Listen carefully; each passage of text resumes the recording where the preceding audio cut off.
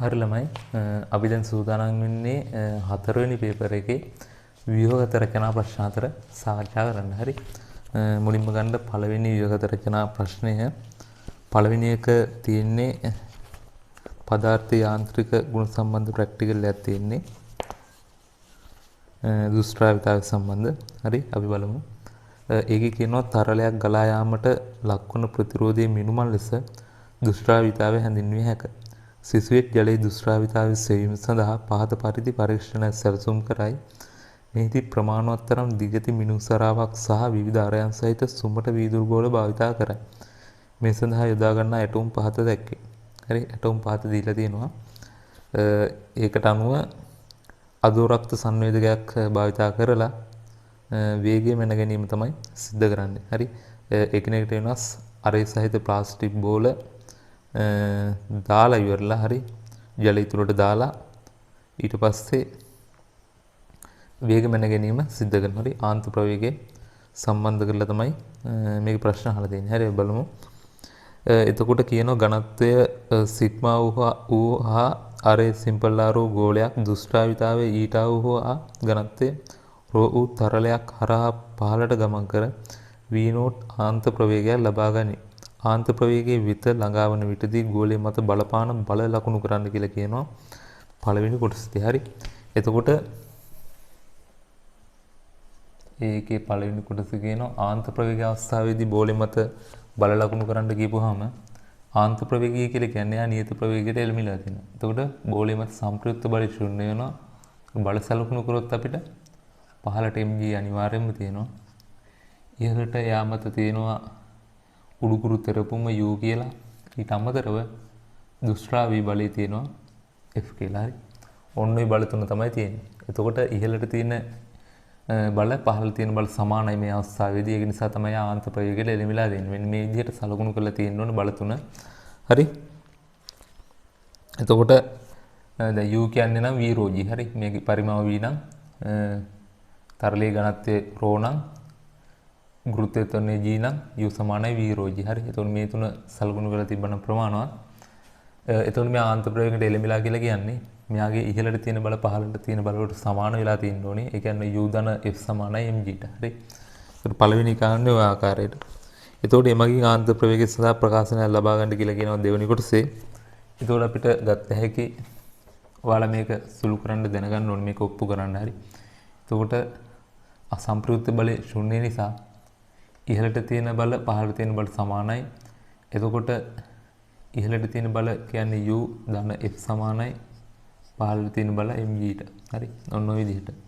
u කියන්නේ v rho g, v කියන්නේ ගෝලය නම් 4 බෙදීම 3යි. y අරේ දීලා තියෙන්නේ සිම්පල් a කියලා.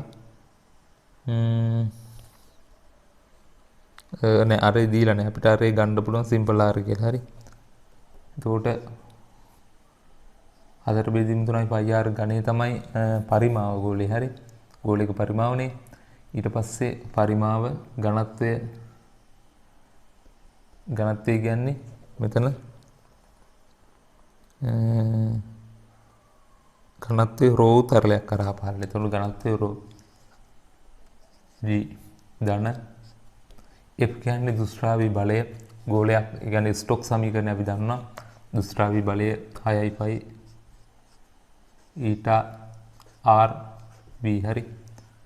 rv. එතකොට දැන් මෙයා v0 ප්‍රවේගයෙන් යන්නේ ආන්ත ප්‍රවේගය v0 සමානයි mg. එතකොට ස්කන්ධය කියලා කියන්නේ මෙයාගේ පරිමාව වැඩි කිරීම මෙයාගේ ඝනත්වය. මෙයාගේ පරිමාව කියලා කියන්නේ 4 බෙදීම 3යි π r ඝනය. එයාගේ ඝනත්වය දීලා තියෙනවා සිග්මා කියලා. හරි. සිග්මා මේක තමයි ස්කන්ධය වැඩි කරනවා g වලින්. හරි. ඔන්නෝක සුළු කරන්න ඕනේ. සුළු කරලා අපිට ලබා ගන්න පුළුවන් v0 සඳහා ප්‍රකාශනයක්. හරි. මේක සුළු කරාම v0 සමානයි 2g r වර්ගය සිග්මා ඍණ රෝ බෙදීම 9ක් ඊටා කියලා එනවා. හරි. මේක සුළු කරාම මෙන්න මේ විදිහට මේ ප්‍රකාශනය තමයි ලැබෙන්නේ. ඒතර ආන්ත ප්‍රවේග සඳහා ලබා ගන්න ප්‍රකාශනය වෙන්න ඕනේ මෙන්න මේ ප්‍රකාශනය. හරි. ඊට පස්සේ අපි තුන්වෙනි එකට යනවා. ඉහත ප්‍රකාශය ලබා ගැනීම සඳහා ඔබ විසින් භාවිතා කළ ස්ටොක් සමීකරණය යෙදීම සඳහා පැවතිය යුතු තත්ත්වයන් දෙකක් සඳහන් කරන්න. ස්ටොක් සමීකරණය කියන්නේ මෙන්න මේ 6 ඊට r v නෝට් කියන එක. හරි. එතකොට මේක වළංගු වෙන්න නම් අනිවාර්යයෙන්ම තිබිය යුතු තත්ත්වයන් අහනවා මෙතන. අනිවාර්යයෙන්ම මෙන්න මේ වස්තුව ගෝලාකාර වෙන්න ඕන. හරි. මේක ගෝලයක් විය යුතුයි. ඒ වගේම මේ වස්තුව ගමන් කරන තරලය අනිවාර්යයෙන්ම නිශ්චල වෙන්න ඕනි. හරි. නිශ්චල විය යුතුයි. ඒ වගේම තමයි තව අත්‍යවශ්‍ය සාධකයක් තමයි මේ වස්තුවේ ප්‍රවේගය ගමන් කරන ප්‍රවේගය එහෙම නැත්නම් මේ ගෝලයේ ගමන් කරන ප්‍රවේගය එක්තරා අවදි ප්‍රවේගයක් ඉක්මවා නොතිබිය යුතුයි. හරි. ඒ කියන්නේ මෙයාට යන්න පුළුවන් උපරිම ප්‍රවේගයක් තියෙනවා. ඒ උපරිම ප්‍රවේගයේ තරලෙන් තරලයට වෙනස් වෙනවා. හරි. ඒතකොට ඒ උපරිම ප්‍රවේගයක් තියෙනවා. ඒ ප්‍රවේගය ඉක්මවලා ගිහිල්ලා නැති වෙන්න ඕනේ. ඉක්මවලා ගියොත් එහෙම ඒක වළංගු වෙන්නේ නැහැ. ඒ අවස්ථාවේදී ස්ටොක් සමීකරණය. හරි. එතකොට ඔන්න ඒ කරුණු තුන තමයි වැදගත් වෙන්නේ. ඒකෙන් දෙකක් ඔයාලා ලියලා තියෙනවා. එකක් තමයි අනිවාර්යයෙන්ම වස්තුව ගෝලාකාර විය යුතුයි. හරි. ඒ වගේම තරලය නිශ්චල විය යුතුයි. අනිත් එක තමයි වස්තුව එහෙම නැත්නම් ගෝලය එක්තරා අවදි ප්‍රවේගයක් ඉක්මවා නොතිබිය යුතුයි. හරි. ওই තුනේ දෙකක් ලියලා තියෙන්න ඕනේ. එහෙම ලකුණු ලැබෙනවා. හරි. ඔයාලා මේක ලියාගත්තු නැති අය. හරි. ඊට පස්සේ අපි යනවා B කොටසට. B කොටසේ කියනවා සිසුවා ආරේ වෙනස් ගෝල වර්ගකට එක බැගින් මිනුම් සරාවට දමා අදෝරක්ත සංවේදක සහිත උපකරණ භාවිතයෙන් ගෝලයේ ලබා ගන්න ආන්තර ප්‍රවේගය වගුගත කර ගනී. ඉන්පසු විචල්්‍ය වෙන් කර පස්තාරයක් ඇඳීමට තීරණය කරයි. එක කියනවා ඉහත ආන්තර ප්‍රවේගය සඳහා ලබාගත් සමීකරණයේ පස්තාරයක් ඇඳීමට සුදුසු ආකාරයකට සකස් කර ස්වයත් විචල්්‍ය හා පරායත් විචල්්‍ය වෙන් කර දක්වන්න. ස්වයත් විචල්්‍ය කියන්නේ අපි වෙනස් කරන විචල්්‍ය. හරි. පරායත් විචල්්‍ය කියන්නේ අපි වෙනස් කරද්දී වෙනස් වෙන විචල්්‍ය. හරි. ඒතකොට මෙතන අපි වෙනස් කරන්නේ r ගේ වෙනස් කරනවා කියන්නේ r වර්ගය තමයි අපි මෙතනදී ස්වයත් විචල්්‍ය විදිහට ගන්න. එතකොට වෙනස් වෙන්නේ ආන්තර ප්‍රවේගය. ඒක තමයි පරායත් විචල්්‍ය. හරි. එතකොට B එකේ එකට v නෝට් සමානයි මෙතන 2g සිග්මා ඍණ රෝ බෙදීම 9ක් ඊට r වර්ගය. හරි. ඕක තමයි සම්බන්ධතාවය. ඒ කියන්නේ ප්‍රස්ථාරය ඇඳින සම්බන්ධතාවය. මේක එතකොට y මේක x හරි y සමාන mx ආකාරයේ ප්‍රස්ථාරයක් අපිට අඳින්න පුළුවන්. හරි. ඊට පස්සේ අපි යනවා ඊළඟ ප්‍රශ්න කොටසට. right. ඊළඟ එකේ කියනවා ලැබෙන ප්‍රස්ථාරයේ හැඩය තලයේ ඇඳ දක්වා ඉන් ජලි දුෂ්ටාවිතා සංගුණකයේ දුෂ්ටාවිතාව සඳහා ගෑ ලබා ගන්න ආකාරය විස්තර කරන්න. එතකොට මේක දෙවෙනි කොටසට මේකට අදාළ ප්‍රස්ථාරය අඳින්න ඕනේ. x අක්ෂයට ගන්නවා r වර්ගය, y අක්ෂයට ගන්නවා v නෝට්. හරි. එතකොට y සමාන mx ආකාරයේ ප්‍රස්ථාරය ලැබෙන්නේ. ඒකෙන් අනුක්‍රමණය කියලා කියන්නේ මෙන්න මේ 2g සිග්මා ඍණ රෝ බෙදීම 9ක් ඊටා කියලා. හරි. ඒතකොට අනුක්‍රමණය සමානයි 2g සිග්මා ඍණ රෝ බෙදීම 9ක් ඊට. ඔන්න ඔය ප්‍රකාශනය භාවිත කරලා ගන්න පුළුවන්. එතකොට දැන් ඊටාටනේ අපෙන් අහන්නේ. ඊටට අහන්නේ. එතකොට ඊටට නම් ඊට මෙතෙන්ද අපි දානවා. එතකොට ඊට සමානයි මෙන්න මේක 2g සිග්මා ඍණ රෝ බෙදීම 9ක් කියන. මෙතන m කියලා කියන්නේ ස්කන්ධයක් එහෙම නෙමෙයි. m කියලා කියන්නේ මෙතන ප්‍රස්ථාරය අනුක්‍රමණය. හරි. 2g සිග්මා ඍණ රෝ බෙදීම 9 ප්‍රස්ථාරය අනුක්‍රමණය. හරි. මෙහෙම ලියලා තියෙන්න ඕනේ. එතකොට m කියලා ලියන්න නැතුව ඕනනම් ඔයාලට ලියන්න පුළුවන් අනුක්‍රමණය කියලා. එතකොට පැහැදිලි. හරි. ඔන්න ලියන්න පුළුවන්. එතකොට ඔන්න ඔය සම්බන්ධතාවය භාවිත කරලා අපිට ඊටාවලගේ එහෙම නැත්නම් දුෂ්ටාවිතාවයගේ ගණනය කිරීමේ හැකියාවක් තියෙනවා. හරි. right. ඊට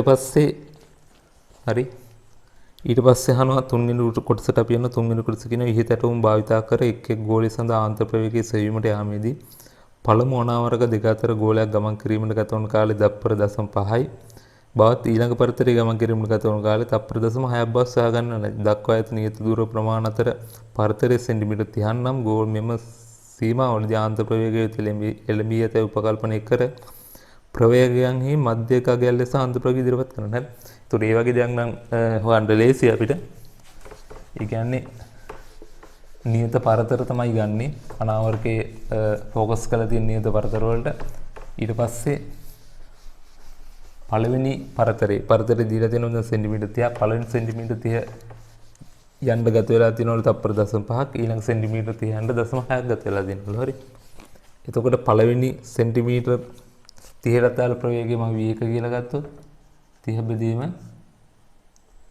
0.5යි සමානයි 60යි සෙන්ටිමීටර් තප්පරයට v1. එතකොට දෙවෙනි ප්‍රවේගය v2 සමානයි ඒ සෙන්ටිමීටර් 30මයි 0.6යිලු.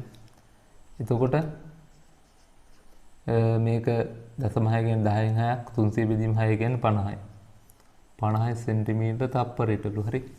එතකොට ඔන්න ඔය ප්‍රවේග දෙකේ එක්කදු අපි බෙදන්න ඕනේ දෙකෙන්. එතකොට තමයි අපිට මධ්‍යන්‍ය ප්‍රවේගය ගන්න පුළුවන්. මධ්‍යන්‍ය ප්‍රවේගය v කියලා ගත්තොත් v සමානයි v1 ධන v2 බෙදීම 2.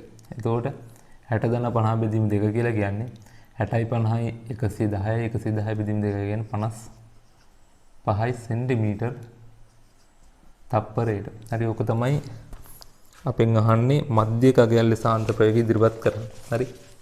ඔන්න ඔක. ඊට පස්සේ කියනවා භාවිතා කළ ගෝලීය සාධාරිත ද්‍රව්‍යයේ ඝනත්වය දීලා තියෙනවා. ජලයේ ඝනත්වය දීලා තියෙනවා. ජලයේ දුෂ්ටාවිතා සංගුණකය දීලා තියෙනවා. ඉහත ගෝලයේ ආරය ගණනය කරන්න කියනවා. හරි. ගෝලීය සාධාරිත ද්‍රව්‍යයේ ඝනත්වය කියන්නේ මෙතන සිග්මා දීලා තියෙනවා. ජලයේ ඝනත්වය කියන්නේ රෝ දීලා තියෙනවා. හරි. ජල දුෂ්ටාවිතා සංගුණකය දීලා තියෙනවා. ඉහත ගෝලයේ ආරය ගණනය කරන්න කියලා තියෙනවා. හරි. ආරය ගණනය කරන්න තියලා. එතකොට කෙලින්ම අර සම්බන්ධතාවයට දාන්න තියෙන්නේ මෙන්න මේකට v නෝට් සමානයි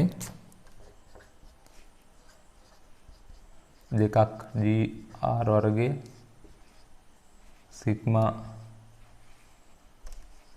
ඍණ රෝ බෙදීම 9ක් ඊට. එතකොට මෙතන v නෝට් අපිට ආවේ 55 මධ්‍යකගේ 55 වැඩි කිරීම 10 ඍණ 2යි තප්පරයට මීටර වලින් ගත්තොත් හරි සමානයි 2යි g කියන්නේ 10යි r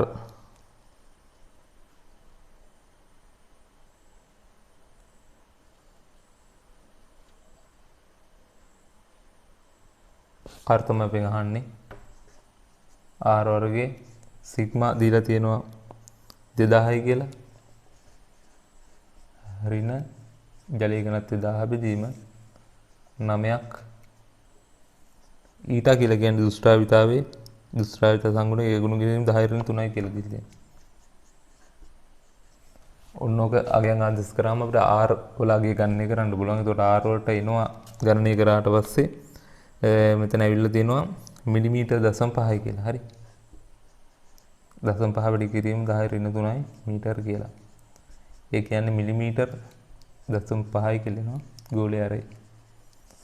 හරි. ඔන්න ඔය විදිහට තමයි පළවෙනි ප්‍රශ්නෙට අපි උත්තර ලියන්නේ. හරි.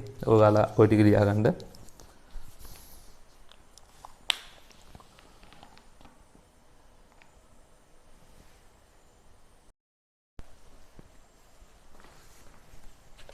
හරි. ඊළඟ දෙවෙනි ප්‍රශ්නෙට අපි යමු. හරි.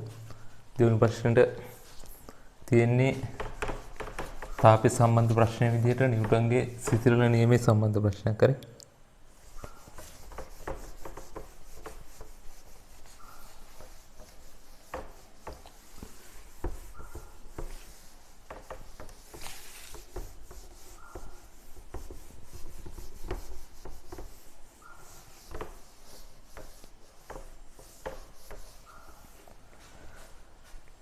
හරි බලාගන්න. දෙවෙනි එකේ කියනවා නිව්ටන්ගේ සිතිරණ නියමයේ භාවිතා කර නොදන්නා ද්‍රවයක විශිෂ්ට තාපධාරිතාව විශ්වවීමට අවශ්‍ය උපකරණ ඇටෝම පහද දැක්කේ. හරි. මෙම උපකරණ ඇටෝමේ A සහ B නම් කරන්න කියලා තියෙනවා. මෙතන A කියලා කියන්නේ ළමයි උෂ්ණත්ව මානයක් දීලා තියෙන්නේ. B කියලා කියන්නේ මෙතන සමහර අය නම් කරලා තිබ්බා මේ පරිවාරක ද්‍රව්‍යයක් කියලා. හරි. උතනට පරිවාරක ද්‍රව්‍යයක් අපි යොදන්නේ නැහැ. උතන පහළ තියෙන අර සේතු දෙකක් තියෙන. අන්න ඒ දෙක තමයි පරිවාරක වෙන්නේ. හරි. දැන් මෙතන තියෙන්නේ B විදියට තියෙන්නේ ජලය තියෙන්නේ. හරි. ජලය තියෙන්නේ. ඒතර කැලරි මීටරයට කියන්නේ මේ උෂ්ණත්වමානය දාලා තියෙන කැලරි මීටරයට පුරවලා තියෙන්නේ ජලය. එහෙම නැත්නම් ද්‍රවයක්. හරි. ඊට පස්සේ B පුරවලා තියෙන්නේ මෙතන ජලය. හරි. B කියන්නේ ජලය, ඒ කියන්නේ උෂ්ණත්වමානය. හරි. එතකොට දෙවෙනි එකේ කියනවා ඉහත උපකරණ ඇටෝමේ දක්වා නොමැති මේ පරීක්ෂණයට අත්‍යවශ්‍ය තවත් මිනුම් උපකරණ දෙකක් සඳහන් කරන්න කියලා. හරි. විරාම ඝටිකාවක් ඕනේ. විරාම ඝටිකාවක් අවශ්‍යයි. ඒ වගේම මීටර් රූලක් අවශ්‍යයි. ඉලෙක්ට්‍රෝනික තුලාවක් අවශ්‍යයි. හරි. දෙකක් නම් කරන්න කියලා තියෙනවා. ඒ තුනෙන් දෙකක් ලියන්න පුළුවන්. විරාම ඝටිකාවක් ඕනේ. ඉලෙක්ට්‍රෝනික තුලාවක් ඕනේ. විරාම ඝටිකාවයි ඉලෙක්ට්‍රෝනික තුලාවයි ඒ වගේම මීටර රූලක් ඕනේ. හරි. හරි. ඊට පස්සේ අපි යනවා තුන්වෙනි එකට. තුන්වෙනි එක කියනවා මෙහිදී ජලය හා නොදන්නා ද්‍රව්‍ය සඳහා සිසිලන වක්‍ර දෙකක් නිර්මාණය කිරීමට සිදු කළ යුතුයි. එහිදී ද්‍රව්‍ය ලෙස ඇනිලින් භාවිතා කළේ නම් එම සිසිලන වක්‍ර දෙකෙහි දල හැඩය ප්‍රස්ථාරගත කර එම වක්‍රය නම් කරන්න. හරි. සිසිලන වක්‍ර දෙක නම් කරන්න කියලා තියෙනවා. ජලය සහ ඇනිලින්. හරි. එතකොට දැන් ඇනිලින් සීඝ්‍රයෙන් සිසිල් වෙනවා. කාලයත් එක්ක උෂ්ණත්වය ගත්තොත් උෂ්ණත්වය අඩු වෙනවා ඇනිලින් ජලයට වඩා. ජලය මෙන්න මෙහෙම අඩු වෙනවා නම් ඇනිලින් ඔන්න ඔය විදිහට අඩු වෙන්නේ. හරි. ඔන්න ඔහොම නම් කරලා තියෙන්න ඕනේ. නම් කරලා මෙතන මේ වැදගත්ම කාරණේ තමයි අවසානයේට ජලය සහ ඇනිලින් කියන දෙකම අවසානයේටපත් වෙන්නේ මෙන්න මේ පොදු උෂ්ණත්වයකට. හරි. කාම උෂ්ණත්වයටපත් වෙනවා මෙහෙම. අඩු වෙලා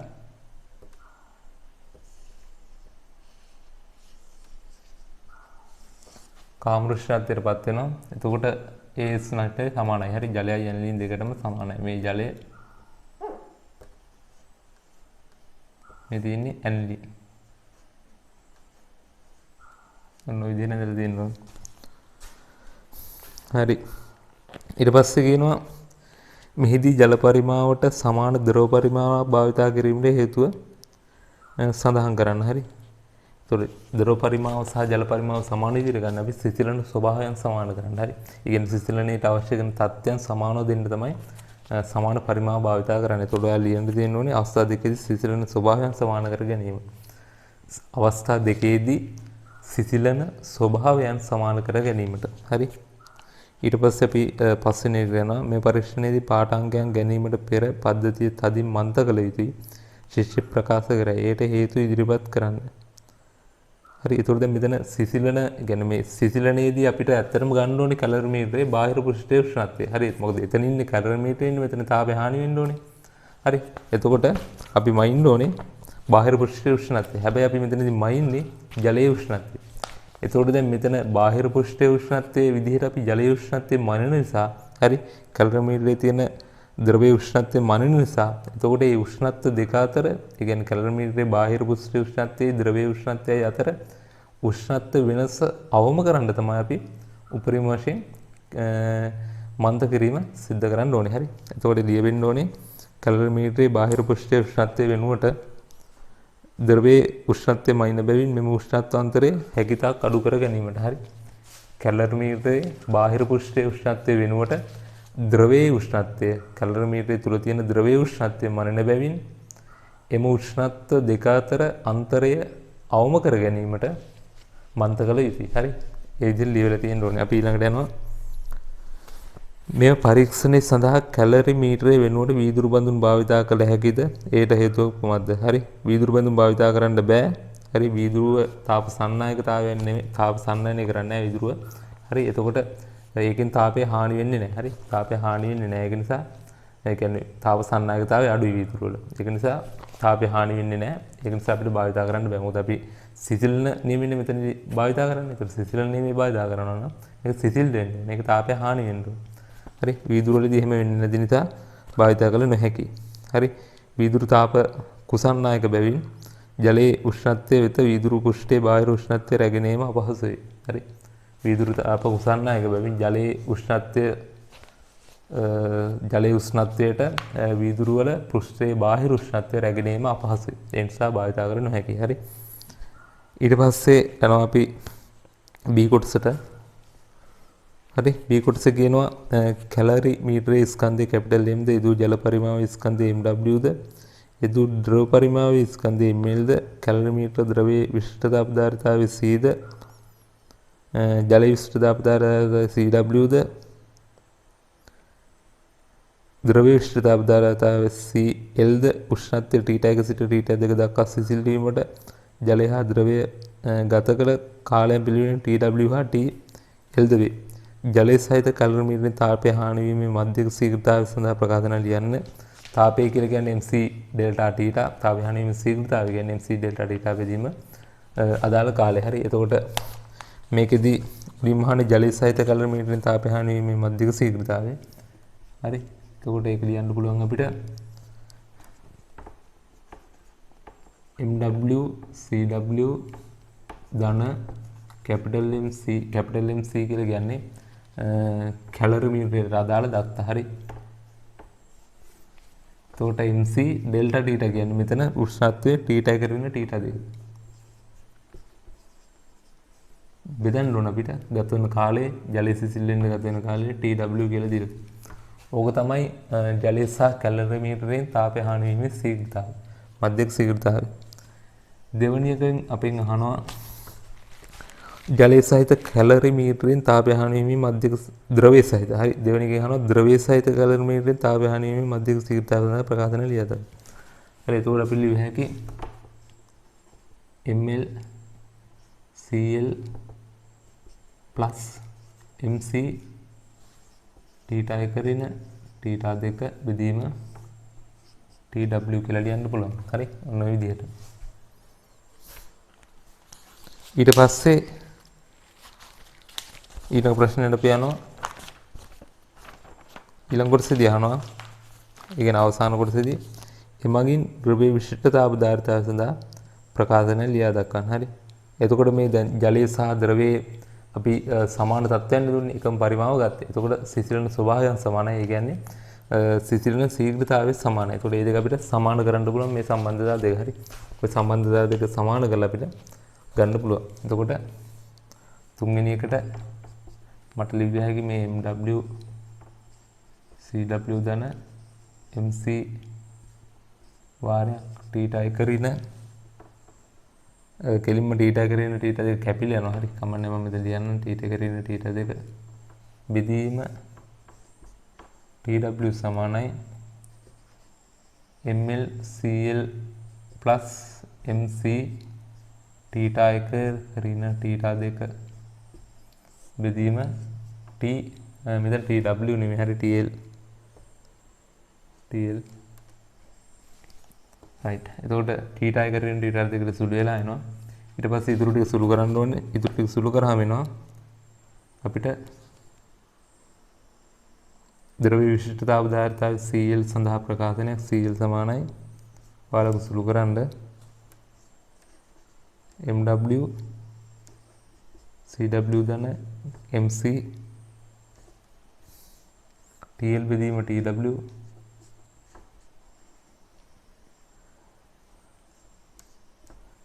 ඍණ කැපිටල් MC බෙදීම ml. හරි. මේක සුළු කරන්න ලොකු කාලයක් යන නිසා මම ගෙලින්ම අවසාන උත්තරය ලිව්වේ. මේක සුළු කරාම එන්නේ මෙන්න මේක. හරි. MW CW ධන MC වාරයක් TL බෙදීම TW ඍණ කැපිටල් MC කියන ප්‍රකාශනය බෙදීම සිම්පල් ML. හරි. ඔක තමයි එන්නේ ද්‍රව්‍ය විශිෂ්ට තාපධාරිතාවය සඳහා ප්‍රකාශනය. හරි. එතකොට මේ ටික ලියා ගන්න ඔයාලා.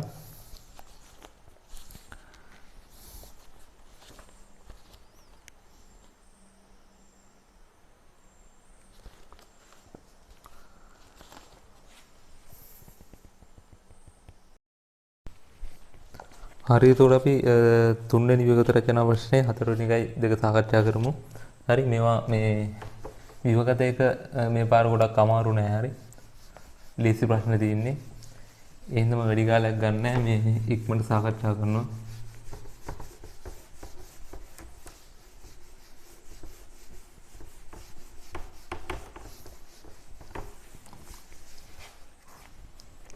හරි. දොනිමානි සම්බන්ධයක් අහලා තියෙන. හරි. අහලා තියෙනවා තුන්වෙනි ප්‍රශ්නේ. පාසල් විද්‍යාගාරයේදී දෝලනය තරංග ආශ්‍රිත කරුණු අධ්‍යයනය කිරීමේදී ධ්වනිමානයේ භාවිතා වේ. ධ්වනිමානයක දල රූප සටහනක් ඇඳ කොටස් නම් කරන්න කියලා තියෙනවා. හරි. එතකොට දොනිමානයක රූප සටහනක් අඳින්න කියලා තියෙනවා. මෙන්න මේ විදිහට දොනිමාන පෙට්ටියක් තියෙනවා. හරි. මොන විදිහට පෙට්ටියක් තියෙනවා. ඒ වගේම සිදුරක් තියෙනවා මෙන්න මේ විදිහට.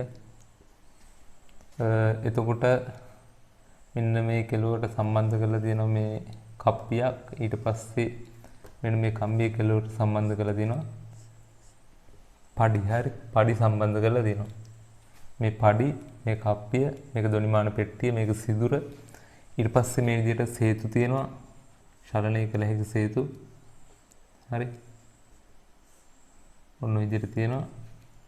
ඊට පස්සේ මෙහෙම දොනිමාන කම්බි මෙන්න මේ විදිහට තියෙනවා. හරි. මේක මෙහෙම. ඊට පස්සේ මේ විදිහට තව කම්බියක් තියෙනවා. ඔන්න විදිහට තමයි තියෙන්නේ. හරි. එතකොට ඔය විදිහට ඇඳලා මේ දොනිමාන කම්බිය, මේ සේතු, මේක කප්පිය, මේක පඩි, මේක දොනිමාන පෙට්ටිය, මේක සිදුර ඔන්න විදිහට නම් කරලා තියෙනවා. හරි. කොටස් 4ක් අවම වශයෙන් නම් කරා නම් ලකුණු හම්බ වෙනවා. හරි. ඊට පස්සේ එකට අපි යනවා දෙවෙනි කොටස කියනවා සරසුලක් භාවිතා කර අනුනාද ක්‍රමයෙන් දොනිමාන කම්බියේ යම් දිගක් සරසුලේ සංඛ්‍යාතයෙන් කම්පනය කරගත හැක. මෙම ක්‍රියාවලිය සිදු කර ගන්න ආකාරය සහ එම අවස්ථාවේදී සරසුලේ සංඛ්‍යාතයට දොනිමාන කම්බියේ සංඛ්‍යාතයේ සමාන වන ආකාරයේ භෞතික විද්‍යානුකූලව පැහැදිලි කරන්න. හරි. එතකොට මෙතන සරසුල තමයි ප්‍රභවය වෙන්නේ. හරි. ශක්ති ප්‍රභවය වෙන්නේ සරසුල. අපි කරන්නේ මේ සේතු අතර පරතරය අඩු කරලා, හරි, පරතරය අවමගයක තියාගෙන ඊට පස්සේ සරසුල කම්පණය කරලා ඊට පස්සේ සරසුල අපි දොනිමාන පෙට්ටියේ තියෙනවා. දොනිමාන පෙට්ටියේ තියලා ඊට පස්සේ මෙන්න මේ සේතු අතර පරතරය වැඩි කරනවා. පරතරය වැඩි කරලා මේ සේතු වල මෙන්න මේ කම්බියේ දොනිමාන කම්බිය අපි කඩදාසි ආරෝහකයක් රඳවනවා. එතකොට කම්පණය කරලා සරසුල දොනිමාන පෙට්ටිය මත තියලිවලා සේතු අතර පරතරය අපි වැඩි කරගෙන යනකොට යම් කිසි අවස්ථාවක් වෙනවා මෙන්න මේ කඩදාසි ආරෝහකය විසි වෙලා යනවා. හරි. කඩදාසි ආරෝහකය විසි වෙලා යනවා. අන්න ඒ අවස්ථාව තමයි අපි කියන්නේ අනුනාද වෙන අවස්ථාව කියලා. හරි. ඊට පස්සේ ඒකට අදාළ සේතු දෙක අතර දිග අපි මෙන ගන්නවා. හරි. එතකොට ඒක සිද්ධ වෙන භෞතික විද්‍යාත්මක සිද්ධිය තමයි මෙතනදී සරසුල තමයි ශක්ති ප්‍රභවය වෙන්නේ. හරි. එතකොට සරසුල එයාගේ ස්වභාවික සංඛ්‍යාතයෙන් කම්පණය වෙනවා. එතකොට ඒ සරසුලෙන් ලබා දෙන ශක්තිය මෙන්න මේ දොනිමානය ලබාගෙන දොනිමාන කම්බිය ඒ ශක්තිය ලබාගෙන එයා කෘත කම්පණය යෙදෙනවා. හරි. එතකොට යම්කිසි අවස්ථාවක් එනවා ශක්ති ප්‍රභවයේ එහෙම නැත්නම් සරසුලේ ස්වභාවික සංඛ්‍යාතය මේ කම්බියේ කෘත සංඛ්‍යාතයට සමාන වෙන අවස්ථාව. ප්‍රභවයේ ස්වභාවික සංඛ්‍යාතය කම්බියේ කෘත සංඛ්‍යාතයට කෘත කම්පන සංඛ්‍යාතයට සමාන වන විට අනුනාද වීම සිද්ධ වෙනවා. හරි. ඒතකොට ඒකට ඒ විදිහට ලියලා තියෙන්න ඕනේ. ඔයාලා උත්තර ලියලා තියෙන්න ඕනේ. සේතු අතර පරතරය අඩු වගේක තබා ඒවා අතර කඩදාසි ආරෝහකයක් තබා කම්පිත සරසුල දොනිමාන පෙට්ටිය මත තබා ආරෝහකයේ ඉවත් වනතුරු සේතු අතර පරතරය වැඩි කළ යුතුය.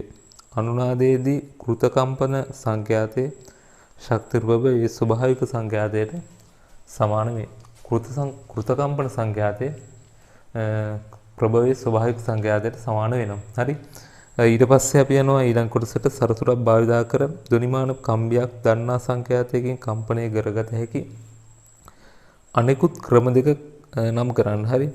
ඒතර අපිට ශ්‍රවණය මගින් කම්පනය කරන්න පුළුවන්. හරි. අනිත් එක නුගැසුම් මගින් පුළුවන් කම්පනය කරන්න. හරි. ශ්‍රවණය සහ නුගැසුම් කියන දෙක තමයි උත්තර විදියට එන්න ඕනේ. හරි. ඊට පස්සේ අපි යනවා ඊළඟ කොටසට ප්‍රස්ථාරය.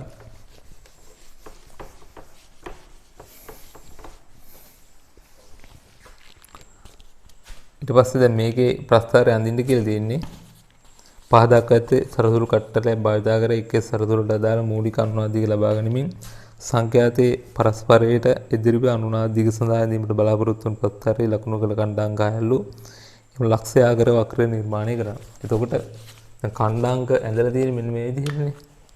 කණ්ඩාංක දීලා තියෙන්නේ සරල රේඛීයව යාලා දීලා නැහැ. හරි. කන්දාංග තියෙන්නේ මෙන්න මේ විදිහට එකක් තියෙනවා මේ විදිහට තව එකක් තියෙනවා මේ විදිහට තියෙනවා මේ විදිහට තියෙනවා දල වශයෙන් ඔන්න ඔය විදිහට තියෙන්නේ. එතකොට මේ වගේ අවස්ථාවකදී අපිට අඳින්න පුළුවන් වුණා මෙන්න මේ දෙක යා කරලා නැන්ද. එහෙම නැත්නම් මේ දෙක යා කරලා නැන්ද. හරි. එතකොට දැන් මේ දෙක අපි යා කරලා මෙහෙම ඇඳුත් එහෙම. එතකොට මේ දෙකට එතනින් අසාධාරණයක් වෙනවා. හරි. ඒ නිසා දැන් මේ දෙක යා කරලා ඇඳත් මේ දෙක ඊට පස්සේ ගොඩක් දුරින් තියෙන්නේ අපි යා කරලා අඳින රේඛාවට. ඒක නිසා අපි මේ වගේ අවස්ථාවක් අපිට දුන්නොත් කරන්නේ මෙන්න මේ සියලුම ලක්ෂවලට අවම දුරකින් යන විදිහට අපි රේඛාව නිර්මාණය කරන්න ඕන. හරි. ඒක මතක තියාගන්න. දීලා තියෙන ලක්ෂවලට අවම දුරකින් ගමන් කරන විදිහට තමයි රේඛාව නිර්මාණය කරන්නේ. ඒක රේඛාව වෙන්න ඕනේ හරියට මෙන්න මේ විදිහට මෙදින් යන විදිහට. හරි. ඔන්න ඔය විදිහට තමයි රේඛාව වෙන්නේ. ඇඳලා තියෙන්න ඕනේ. හරි ඒක වැදගත් පොයින්ට් එකක් මතක තියාගන්න. ඔයාලට මේ වගේ ලක්ෂ කිහිපයක් දුන්නොත් එහෙම ඒ සියලුම ලක්ෂවලට අවම දුරකින් යන විදිහට තමයි රේඛාව නිර්මාණය කරන්න තියෙන්නේ. ප්‍රස්ථාරය නිර්මාණය කරන්න තියෙන්නේ. හරි. ඊට පස්සේ අපි යනවා දෙක කොටසට ඉහත ප්‍රස්ථාරයේ අනුක්‍රමණය දෙකක් ms ඍණය ගොන අතර තන්තුරු රොඩාදී භාරය කිලෝග්‍රෑම් එකක් වේ. කම්බිය හරස්කඩ වර්ගඵලයේ වර්ග සෙන්ටිමීටර එක නම් කම්බිය සාධාරණ ද්‍රව්‍ය ඝනත්වය ගණනය කරන්න. හරි. එතකොට මේකේ අනුක්‍රමණය කියලා දීලා තියෙන්නේ අනුක්‍රමණය කියන්නේ මෙතන මෙහෙමයි. හරි. දැන් අපි දන්නවා තන්තුව ඔස්සේ ගමන් කරන ප්‍රවේගය අපි දන්නවා v සමානයි තන්තුවේ ආතතිය බෙදීම ඒකක දිග ස්කන්ධෙට සිම්පල් ලෙ. ඕකනේ ප්‍රවේගය. එතකොට ප්‍රවේගය වෙනකොට අපි ලියන්න පුළුවන් f ලැම්ඩා කියලා. f lambda. හරි. එතකොට දැන් මෙයා කම්පණය වෙනවා කියලා කියන්නේ මූලික අනුනාද දිග. මූලික අනුනාද දිගෙන් කම්පණය වෙනවා කියලා කියන්නේ මේක ලැම්ඩා කියන්නේ 2l. ඒ කියන්නේ මූලිකෙන් කම්පණය වෙනවා කියන්නේ මෙන්න මේ විදිහටනේ. මෙයාගේ දිග l නම් ලැම්ඩා කියලා කියන්නේ l වගේ දෙකක් 2l. හරි. ලැම්ඩා කියලා කියන්නේ 2l. එතකොට මෙතන f වැඩි කිරීම 2l සමානයි t කියන්නේ mg. හරි. t කියන්නේ මෙතන mg කියන්නේ යොදාදී භාරය. මම කැපිටල් mg කියලා ගන්න. ඔන්න ඔය විදිහට. හරි. බෙදීම ඒකක දිග ස්කන්ධය කියලා කියන්නේ කම්බි ස්කන්ධයේ බෙදීම දිග. හරි. ඒකක දිග ස්කන්ධය කියන්නේ ස්කන්ධයේ බෙදීම දිග. ඒකට ස්කන්ධය කියලා කියන්නේ පරිමාව වැඩි කිරීම ඝනත්වය වැඩිනේ. ඒක බෙදෙනවා දිගේ. ඒකට පරිමාව බෙදීම දිග කියලා කියන්නේ හරස්කඩ ශේෂ්ඨඵල.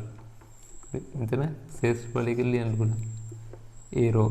හරි. ඔන්න ඔය විදිහට තමයි ලියන්න පුළුවන් වෙන්නේ. හරි. එතකොට මේකෙදි l ට එකයට f ට ඉදිරිය l තමයි ප්‍රස්ථාරගත කරලා තියෙන්නේ. ඒතකොට l සමානයි mg බෙදීම ඒරෝ වාරයක් මෙතන මේ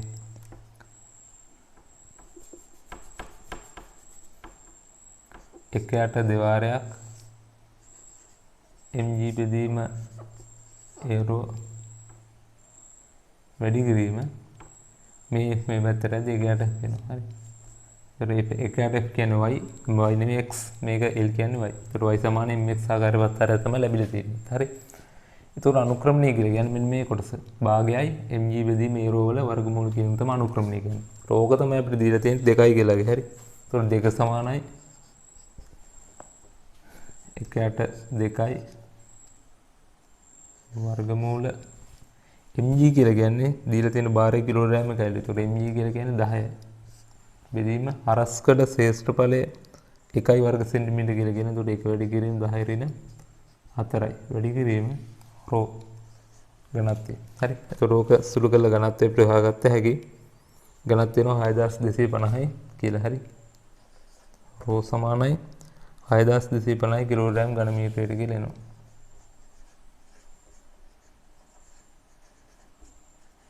ඔන්න ඔය විදිහට තමයි ඝනත්වය ලබා ගන්න. හරි. ඕක ලියා ගන්න. වැරදි අය ලියා ගන්න. හරි. ඒත් එක්ක මහනවා ළමයි මේ තුන්වෙනි එකේ ශිෂ්‍යයා විසින් ඉහත ප්‍රස්ථාරය නිර්මාණය කළ විටදී එම ප්‍රස්ථාරයේ හැඩය පහත ආකාරයේ වන්නේ නම් මේට බලපෑ හැකි සාධාරණික භෞතික හේතුව ලියා දක්වන්න. හරි. එතකොට මෙතන මේ ඉන්දෙන් අනුක්‍රමණය මොකද වෙලා තියෙන්නේ? වැඩි වෙලා තියෙනවා. හරි. අනුක්‍රමණය වැඩි වෙලා කියලා කියන්නේ මෙන්න මේ අනුක්‍රමණය කියන්නේ මේකනේ. භාගයක් mg බෙදි මේ රෝ. මේ වැලියු එක වැඩි වෙලා තියෙනවා කියලා කියන්නේ. එහෙම නැත්නම් mg වැඩි වෙන්න ඕනේ. ඒ කියන්නේ ආතතිය වැඩි වෙන්න ඕනේ. එතන මෙතන ආතතිය වැඩි කිරීමක් කරන්නේ නැහැ. හරි. එහෙම නැත්නම් මෙන්න මේ දෙක පහළ තියෙන දෙක අඩු වෙන්න ඕනේ. ඒරෝ කියන එක අඩු වෙන්න ඕනේ. ඒතර ඒරෝ කියන එක අඩු වෙන්න නම් හරස්කඩ ක්ෂේත්‍රඵලය අඩු වෙන්න ඕනේ. එහෙම නැත්නම් ඝනත්වය අඩු වෙන්න ඕනේ. එහෙම නැත්නම් මේ දෙකම අඩු වෙන්න ඕනේ. එතකොට ඒකෙදි වෙන්නේ මෙන්න මේ පහළ තියෙන අගයන් අඩු වෙනවා කියලා කියන්නේ මෙන්න මේ තන්තුව සුවිකාරය කලාපයට එළඹිලා තියෙන. ඒ කියන්නේ අපි තන්තුවට ආතතියක් දෙනවනේ. ආතතිය දියාව අපි ඉගෙන ගන්න ප්‍රත්‍යස්ථාවයකදී ඇදෙනවා. හරි. ඇදෙනවා. ඊට පස්සේ යම් කිසි අවස්ථාවක කියන්නේ සමානුපාතික සීමාව ඉක්මවලා ගිහිල්ලා ප්‍රත්‍යස්ථ සීමාවට එනවා. ප්‍රත්‍යස්ථ සීමාවත් ඉක්මවලා ගිහිල්ලා මෙයා සුවිකාරය කලාපයට එළඹෙනවා. සුවිකාරය කලාපයට එළඹෙනවා කියලා කියන්නේ මේ තන්තුව නිර්මාණය වෙලා තියෙන අංශු හරි ස්තර විදියට තියෙන්නේ. ඒ ස්තර විදියට එකමත් එක ලිස්සලා යනවා මේ විදියට. ලිස්සලා ගිහිල්ලා මේක හරස්කඩ ශ්‍රේෂ්ඨඵලය අඩු වෙනවා. ඒත් එක්කම ඒකක දිග ස්කන්ධය කියන එක අඩු වෙනවා. ඒ කියන්නේ මෙන්න මේ පහළ වැලියු එක අඩු වෙනවා. එතකොට අනුක්‍රමණය වැඩි වෙලා තියෙනවා. හරි. මේ පහළ කොටස අඩු වෙනවා කියන අනුක්‍රමණය වැඩි වෙලා තියෙනවා. එතන මෙතන සිද්ධ වෙලා තියෙන්නේ අනුක්‍රමණ විචලනයට හේතු වෙන්නේ මෙන්න මේ තන්තුව සුවිකාරය කලාපයට එළඹීම. හරි. ඒකවල ලියන්න ඕනේ අනුක්‍රමණ විචලනයට හේතු වන්නේ තන්තුව සුවිකාරය කලාපයට ගමන් කිරීමයි. හරි. ඒක තමයි තුන්වෙනි එකට හේතු සාධක විදිහට ලියන්න ඕනේ. ඊට පස්සේ අපි යනවා C කොටසට. හරි. මේක මකනවා.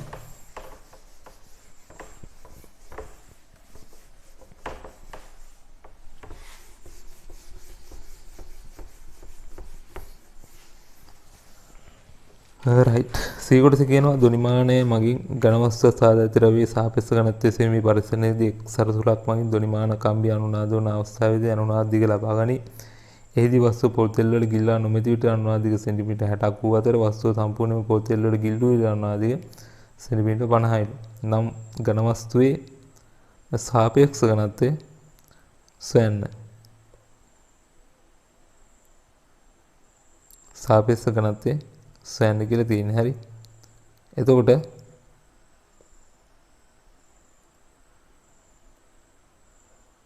සරතුලම් මගින් එතකොට නියත සංඛ්‍යාවක් තියෙන සරතුලම් මගින් කම්බණය කරන්නේ සාපේක්ෂ ඝනත්වය හොයන්න කියලා තියෙනවා. එතකොට පළවෙනියට පොල් තෙල් ගිල්ලන්නේ නැතුව අනුනාද කරලා දිග ලබා ගන්නවා.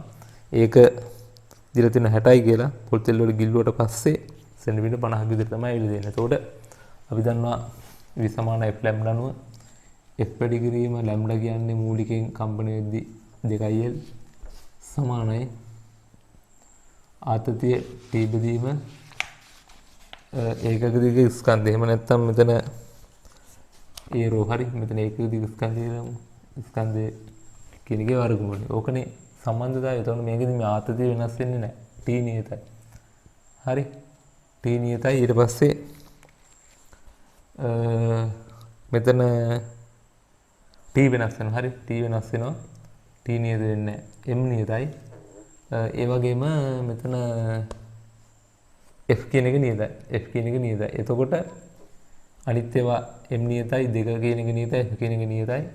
එතකොට මෙන්න මේ L කියන දිග අනුලෝම සමානුපාතිකයි T කියන එකේ මූලයට. කියන්නේ ආතතිය වර්ගමූලයට අනුලෝම සමානුපාතික. හරි. ඒතර ඔය සම්බන්ධතාවය අපිට පාවිච්චි කරන්න පුළුවන්. පළවෙනි අවස්ථාවේ දිග අපිට දීලා තියෙනවා සෙන්ටිමීටර් 60යි කියලා. හරි. ඒතකොට මම පළවෙනි අවස්ථාවේ ගන්නම්කෝ L1 කියලා. L1 අනුලෝම සමානුපාතිකයි.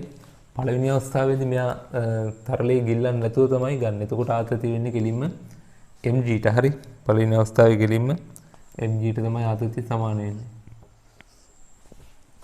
right. දෙවෙනි අවස්ථාවේ සමාන වෙන්නේ L2 කියලා ගත්තොත් mg ඍණ u ට. හරි. ඔන්න ඕක. u කියන්නේ උඩුකුරු තෙරපුම. ඒ කියන්නේ අර මේ පොල් තෙල් මගින් ඇති කරපු උඩුකුරු තෙරපුම. ඒකට L1 බෙදීම L2 සමානයි. මෙතන mg බෙදීම mg ඍණ u කියන එකේ වර්ගමූලය. හරි. mg කියලා කියන්නේ vdg. v කියන්නේ පරිමාව. හරි. වස්තුව සාදලා තියෙන ද්‍රව්‍යයේ පරිමාව තමයි v කියන්නේ. ඒතකොට එයාගේ ඝනත්වය d. ඒතකොට g. එතකොට මෙහෙම ලිය හැකි L එක බෙදීම L දෙක සමානයි VDG බෙදීම මෙතන G කියන්නේ 3DG ඍණ V rho G. හරි. V rho G. එතකොට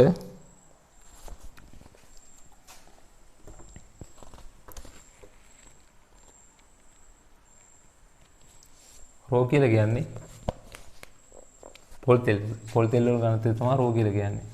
හරි.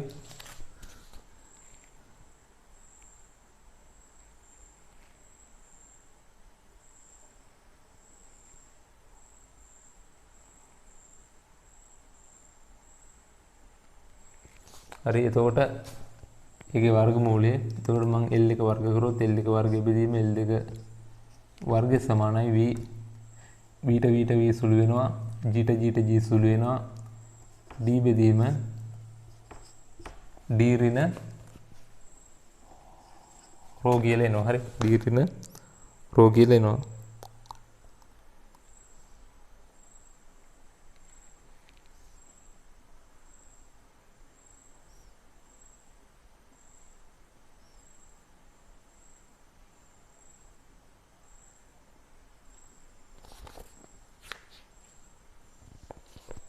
හරි එතකොට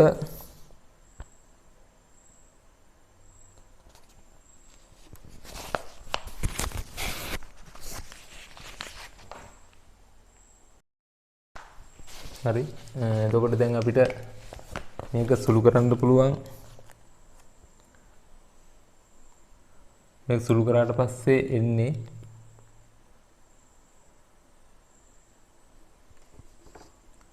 D ඍණ rho සමානයි මේක සුළු කරන්න ඔයාලා සුළු කරාට පස්සේ එනවා L එක වර්ගය බෙදීම L එක වර්ගය ඍණ L දෙක වර්ගය. හරි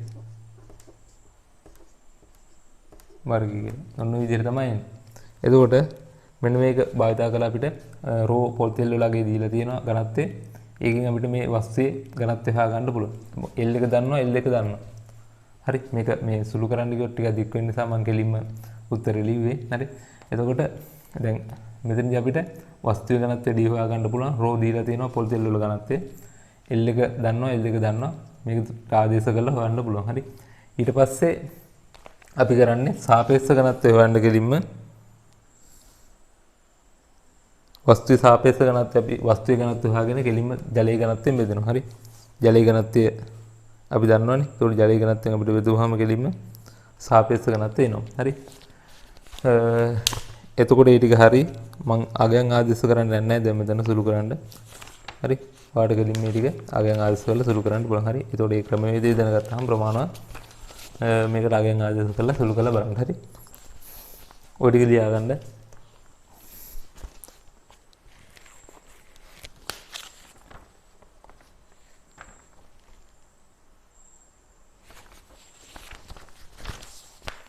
හරි ඊට පස්සේ හතරවෙනි එක දානවා ඒත් එක්කම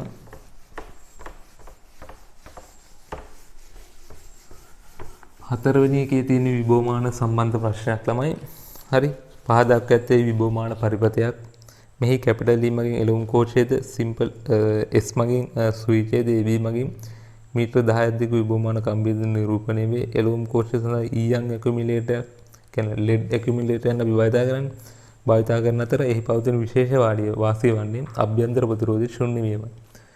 විභවමාන කම්බිය සඳහා ප්‍රතිරෝධකතාවයේ උෂ්ණත්ව සංගුණක අඩු මැංගනීන් කම්බියක් භාවිතා කරයි. හරි.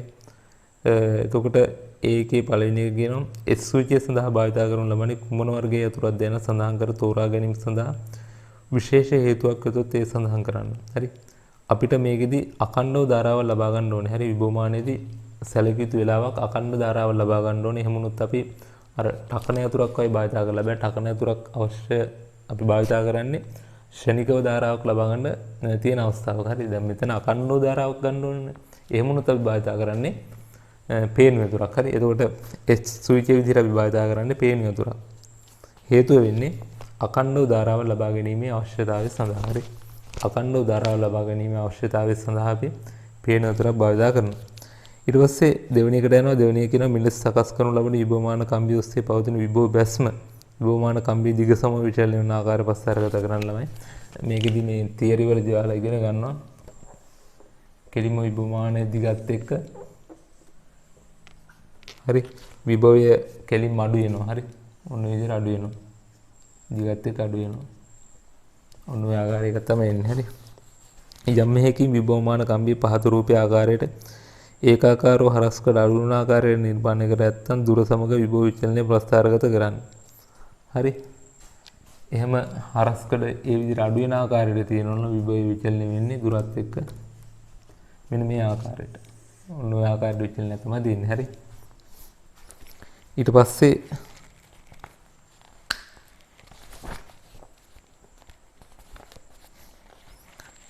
B කොටස කියනවා පහත් දක්වා ඇති ඒකාකාර හරස්කඩකින් යුතු ද්විභවමාන කම්බියක් ක්‍රමාංකනය කිරීම සකස් කළ පරිපථයකි. හරි පරිපථය දීලා තියෙනවා. මෙහි E නෝට් සඳහා භාවිතා කරන කෝෂ වර්ගයේ ලියා දක්වන්න. මේකේ මේ තියෙන්නේ ඒකාකාර හරස්කඩකින් යුතු ද්විභවමාන කම්බියක් ක්‍රමාංකනය කිරීම සකස්. හරි ක්‍රමාංකනය කිරීමට අපි භාවිතා කරන්නේ වෙස්ටර්න් කැඩ්මියම් කෝෂයක්. හරි වෙස්ටර්න් කැඩ්මියම් කෝෂයක් තමයි භාවිතා කරන්නේ විභවමානයේ ක්‍රමාංකනය කරන්න.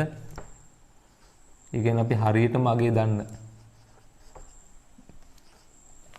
විදුද්ගාමක බලය හරියටම දන්න වෙස්ටර්න් කැඩ්මියම් කෝෂයක්. හරි කැඩ්මියම් කෝෂයක් වෙස්ටර්න් කැඩ්මියම් කෝෂයක් තමයි භාවිතා කරන්නේ. ඊට පස්සේ අපි යනවා දෙවෙනි කොටසට. මෙහිදී පහත විචලන සිදු කළ විටදී සන්තුලන දෙක වැඩි වේද අඩු වේද වෙනස් වේද නොවේද යන සඳහන් කරන්න. හරි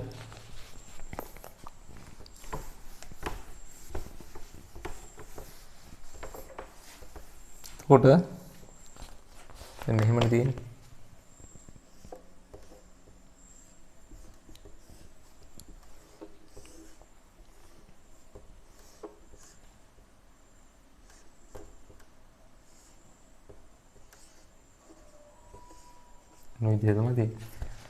බලමු අපි කරන විචලනය මොනවද කියලා. පළවෙනි එකේ කියනවා එළවුම් කෝෂයේ විදුද්ගාමක බලය කාලයක්ම අඩු වීම. ඒ කියන්නේ මෙන්න මෙයාගේ විභවමාන විදුද්ගාමක බලය කාලයත් එක්ක අඩු වෙනවලු. හරි එතකොට යාගේ කාලයත් එක්ක අඩු වෙනවා කියලා කියන්නේ විදුද්ගාමක බලය අඩු වෙනවා කියලා කියන්නේ මෙන්න මේ කම්බිය හරහා පවතින විභව බැස්ම කියන එක අඩු වෙනවා.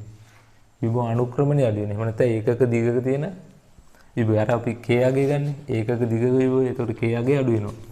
k යගේ අඩු වෙනවා කියලා කියන්නේ මෙයාගේ විභවය අපි ලබා ගන්න වැඩි දුරක් චලනය කරන්න ඕනේ. හරි එතකොට සන්තුලන දිග මොකද වෙන්නේ? සන්තුලන දිග අඩු වෙනවා. අපි දන්නවනේ v සමානයි k l නේ. ඒකට v කියන්නේ මෙයාගේ විදුද්ගාමක බලයනේ. හරි එතකොට ඒක නියතයිනේ. එතකොට k අඩු වෙනවා කියලා කියන්නේ l කියන එක වැඩි වෙන්න ඕනේ. හරි පළවෙනි අවස්ථාවේදී වැඩි වෙනවා. ඊළඟට එළවුම් කෝෂයට ශ්‍රේණිගත ප්‍රතිරෝධය සම්බන්ධ කිරීම. එතනදිත් වෙන්නේ එළවුම් කෝෂයට ශ්‍රේණිගත ප්‍රතිරෝධය සම්බන්ධ කරා කියලා කියන්නේ මෙන්න මේ හරිය වගේ ශ්‍රේණිගත ප්‍රතිරෝධය සම්බන්ධ කරාම එළවුම් කෝෂයෙන් දෙන විභවාන්තරයෙන් එහෙම නැත්නම් විභවයෙන් කොටසක් මෙන්න මේ ප්‍රතිරෝධය හරහා පවතිනවා. ඊට පස්සේ ඉතුරු කොටස තමයි මේ විභවමාන කම්බිය හරහා පවතින්නේ. ඒ විභවමාන කම්බිය හරහා පවතින විභවයේ විභව වැස්ම එහෙම අඩු වෙනවා. එතකොට මෙන්න මේ k යගේ එතනදිත් අඩු වෙනවා. හරි එතනදිත් එතකොට වෙන්නේ සන්තුලන දිග වැඩි වෙන්න ඕනේ. හරි සන්තුලන දිග වැඩි වෙනවා. දෙවෙනි අවස්ථාවේදීත් වැඩි වෙනවා. තුන්වෙනි අවස්ථාවේදී කියනවා එළවුම් කෝෂයේ හා ක්‍රමාංකනයට භාවිත කරන කෝෂයේ අග්‍ර හුවමාරු කිරීම. එළවුම් කෝෂය හා ක්‍රමාංකනයට භාවිත කරන කෝෂයේ අග්‍ර හුවමාරු. මේ දෙකේ අග්‍ර හුවමාරු කරොත් මෙයා මෙහෙම මාරු කරලා මෙයාත් මාරු කරලා අග්‍ර හුවමාරු කරොත් එහෙම එතකොටත් කිසි ගැටලුවක් වෙන්නේ නැහැ. හරි එතකොට සන්තුලන දිග වෙනස් වෙන්නේ නැහැ. මොකද විභව බැස්ම වෙනස් වෙන්නේ නැහැ. එහෙම අග්‍ර මාරු කරා කියලා විභව බැස්ම වෙනස් වෙන්නේ නැහැ. ඒ කියන්නේ ඒකක දිග විභවය වෙනස් වෙන්නේ නැහැ. විභව අනුක්‍රමණය කියන්නේ වෙනස් වෙන්නේ නැහැ. හරි එතකොට සන්තුලන දිග වෙනස් වෙන්නේ නැහැ. තුන්වෙනි අවස්ථාවේදී වෙනස් වෙන්නේ නැහැ. හරි හතරවෙනි අවස්ථාවේදී කියනවා ක්‍රමාංකනය කිරීම සඳහා යොදා ගන්නා කෝෂයේ අභ්‍යන්තර ප්‍රතිරෝධය පරිමිත නම් මෙහි අග්‍රතර ප්‍රතිරෝධය සම්බන්ධ කිරීම. හරි ඒ කියන්නේ මෙන්න මේක. මෙයාට අභ්‍යන්තර ප්‍රතිරෝධයක් තියෙනවා නම් මෙයාගේ අග්‍රතරට මෙන්න මේ විදිහට ප්‍රතිරෝධයක් සම්බන්ධ කරනවලු. ඒතර මොකද වෙන්නේ? මෙන්න මෙයාගෙන් ඊවතර ධාරාවක් ගල්ලා මෙන්න මේ ප්‍රතිරෝධය තුලින් ධාරාවක් ගන්නවා. ප්‍රතිරෝධය තුලින් ධාරාවක් ගන්නවා කියලා කියන්නේ මෙයාගේ විදුලි ගාමු බල E නෝඩ් නම් එතකොට දෙපස විභවාන්තරය වෙන්නේ දැන් මේක සම්බන්ධ කරන්න කලින් විභවාන්තරය වෙන්නේ කෙලින්ම E නෝඩ්නේ. සම්බන්ධ කරාට පස්සේ ධාරාවක් ගලන නිසා මේ දෙපස විභවාන්තරය වෙන්නේ B සමානයි E නෝඩ් ඍණ I සිම්පල් R කියන අගේ. එතකොට E නෝඩ් වඩා අඩු වෙනවා. එතකොට මේ දෙපස විභවාන්තරය E නෝඩ් වඩා අඩු වෙනවා කියලා කියන්නේ කලින් E නෝඩ් තිබ්බේ දැන් E නෝඩ් වඩා අඩු වෙනවා කියන්නේ සන්තුලන දිග මොකද වෙන්න ඕනේ? අඩු වෙන්න ඕනේ. හරි. සන්තුලන දිග අඩු වෙනවා. හතරවෙනි අවස්ථාවේ සන්තුලන දිග අඩු වෙනවා. හරි ඊට පස්සේ C එකේ පළවෙනි කොටසට යනවා. විභවමාන පරිවර්තය භාවිතා කර සන්තුලන ලක්ෂයක් ලබා ගැනීමේ බලාපොරොත්තු වෙන ශිෂ්‍යක සර්පකය විභවමාන කම්බිය දෙකලොවට තබා ගැල්වනෝමීටර දෙපසට උත්ක්‍රමණය වන්නේදයි පරීක්ෂා කරයි. නමුත් ඔහුට දැකගත හැකි වේ ගැල්වනෝමීටර එකම දිශාවකට උත්ක්‍රමණය වන බව. පසුව පරිපථය හොඳින් පරීක්ෂා කර විට ඔහුද පරිපථයේ කිසිදු විසන්දු වීමක් මොනපවතින බව තහවුරු වේ. ඒ අනුව මෙවැනි තත්ත්වයක් ඇති විය හැකි හේතු දෙකක් ලියා දක්වන්න. හරි. එතකොට